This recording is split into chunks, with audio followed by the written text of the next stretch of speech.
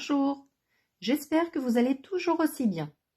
Notre chemin de Carême touche presque à sa fin. Dimanche dernier, c'était le dimanche des Rameaux, jour où Jésus entre à Jérusalem, non pas sur un puissant cheval tel un conquérant, mais en toute simplicité sur un âne. Les habitants de Jérusalem couvrent le sol de feuillage et de leurs vêtements en signe de joie et de respect. La foule chante « Hosanna !» C'est une façon de dire que Jésus est le Messie. Pourtant, dans quelques jours, il sera crucifié comme un bandit. On se retrouve aujourd'hui, le jeudi saint, pour la lecture de l'évangile de Matthieu, chapitre 26, versets 26 à 75. Alors si vous avez cette Bible à la maison, ouvrez-la à la page 284. Pendant le repas, Jésus, ayant pris du pain et prononcé la bénédiction, le rompit et, le donnant aux disciples, il dit : « Prenez, mangez, ceci est mon corps. » Puis, ayant pris une coupe et ayant rendu grâce, il la leur donna en disant : « Buvez-en tous, car ceci est mon sang, le sang de l'alliance, versé pour la multitude en rémission des péchés. Je vous le dis, désormais je ne boirai plus ce fruit de la vigne, jusqu'au jour où je le boirai nouveau avec vous dans le royaume de mon Père. » Après avoir chanté les psaumes, ils partirent pour le mont des Oliviers. Alors Jésus leur dit : « Cette nuit, je serai pour vous tous une occasion de chute, car il est écrit : je frapperai le berger et les brebis du troupeau seront dispersées. Mais une fois ressuscité, je vous précéderai en Galilée. » Prenant la parole, Pierre lui dit : « Si tous viennent à tomber à cause de toi, moi, je ne tomberai jamais. » Jésus lui répondit : « Amen, je te le dis, cette nuit même, avant que le coq chante, tu m'auras renié 3 fois. » Pierre lui dit : « Même si je dois mourir avec toi, je ne te renierai pas. » Et tous les disciples dirent de même.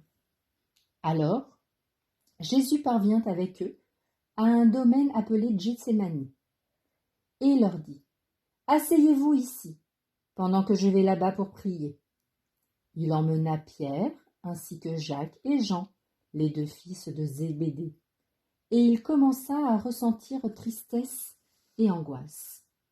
Il leur dit alors : « Mon âme est triste à en mourir.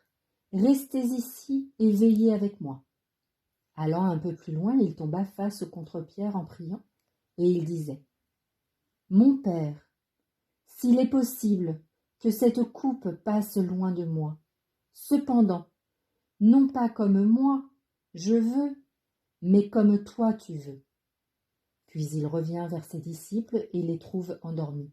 Il dit à Pierre : « Ainsi, vous n'avez pas eu la force de veiller seulement 1 heure avec moi ? Veillez et priez pour ne pas entrer en tentation. L'esprit est ardent, mais la chair est faible. » De nouveau, il s'éloigna et pria pour la 2e fois. Il disait : « Mon Père, si cette coupe ne peut passer sans que je la boive, que ta volonté soit faite. » Revenu près des disciples de nouveau, il les trouva endormis, car leurs yeux étaient lourds de sommeil. Les laissant de nouveau, il s'éloigna et pria pour la 3e fois, en répétant les mêmes paroles. Alors, il revint vers les disciples et leur dit : « Désormais, vous pouvez dormir et vous reposer. Voici qu'elle est proche, l'heure où le Fils de l'homme est livré aux mains des pécheurs.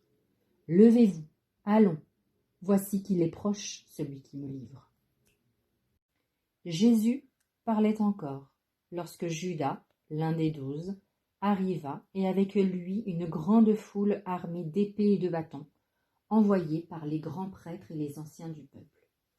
Celui qui le livrait leur avait donné un signe. « Celui que j'embrasserai, c'est lui.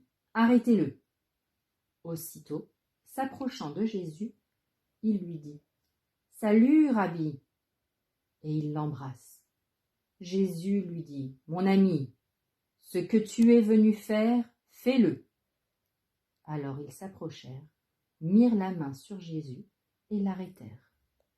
L'un de ceux qui étaient avec Jésus, portant la main à son épée, lui la tira, frappa le serviteur du grand prêtre et lui trancha l'oreille. Alors Jésus lui dit « Rentre ton épée, car tous ceux qui prennent l'épée périront par l'épée.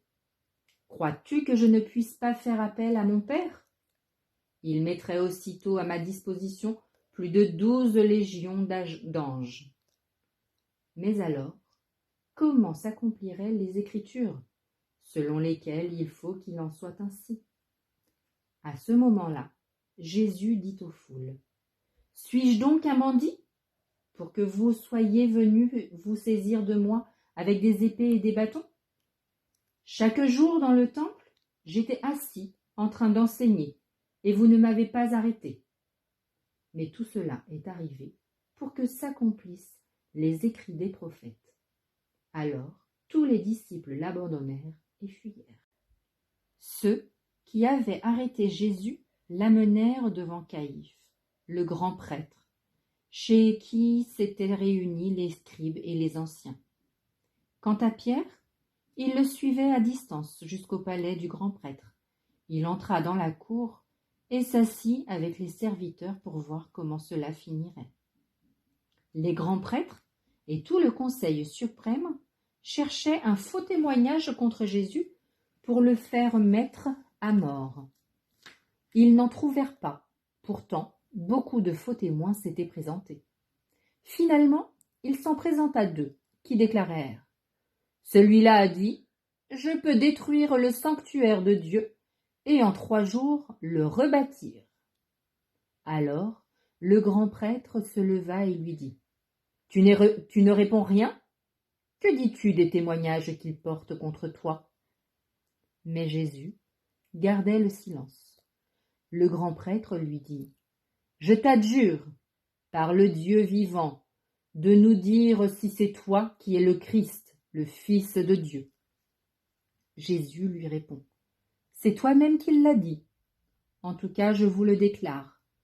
Désormais, vous verrez le Fils de l'homme siéger à la droite du Tout-Puissant et venir sur les nuées du ciel. » Alors le grand prêtre déchira ses vêtements en disant « Il a blasphémé! Pourquoi nous faut-il encore des témoins? Vous venez d'entendre le blasphème. Quel est votre avis? » Ils répondirent « Il mérite la mort. » Alors ils lui crachèrent au visage et le giflèrent. D'autres le rouèrent de coups en disant « Fais-nous le prophète, ô Christ, qui t'a frappé. » Cependant, Pierre était assis dehors dans la cour. Une servante s'approcha de lui et lui dit « Toi aussi tu étais avec Jésus le Galiléen. » Mais il le nia devant tout le monde et dit « Je ne sais pas de quoi tu parles. » Une autre servante le vit sortir en direction du portail et elle dit à ceux qui étaient là « Celui-ci était avec Jésus le Nazaréen. » De nouveau, Pierre le nia en faisant ce serment « Je ne connais pas cet homme. » Peu après, ceux qui se tenaient là s'approchèrent et dirent à Pierre « Sûrement, toi aussi, tu es l'un d'entre eux. D'ailleurs, ta façon de parler te trahit. » Alors, il se mit à protester violemment et à jurer « Je ne connais pas cet homme. » Et aussitôt, un coq chanta. Alors, Pierre se souvint de la parole que Jésus lui avait dite. « Avant que le coq chante, tu m'auras renié 3 fois. » Il sortit et dehors pleura amèrement.